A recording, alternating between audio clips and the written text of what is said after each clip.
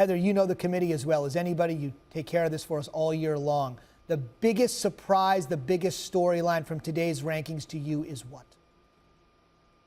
It had to be Alabama, a one-loss team that lost at home, sneaking in at number 4, Zubin. And while it's not a surprise to me that the committee put a one-loss team in its top 4, it was surprising that it was Alabama because they lost at home to Ole Miss, which is their number 18 team.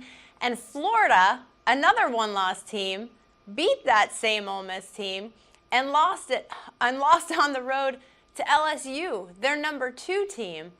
So I had a hard time understanding that. So after this was all over, I ran upstairs to where the committee meeting room is. Jeff Long, the committee chair, and Bill Hancock were still there. They were sitting there. I said, Jeff, I don't understand this. Please explain this to me, because you said Alabama has 3 wins against teams with records of 500 or better. But here's the situation. So does Iowa. I don't understand that. I thought they were a little bit inconsistent. And he said, look, we take a deeper dive. You have to look at those opponents that Alabama played, how they played against them. And he also said, I said, well, tell me about Iowa then, because Iowa has the same thing you were saying, 3 wins over teams with records above 500. What is wrong with Iowa?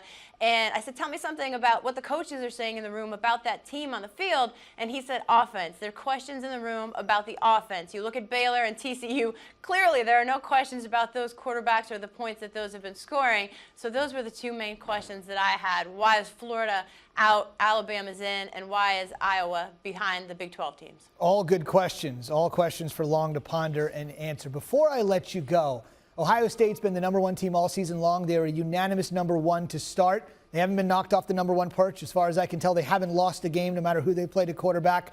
What's your thought on them not being not 1, not 2, but 3?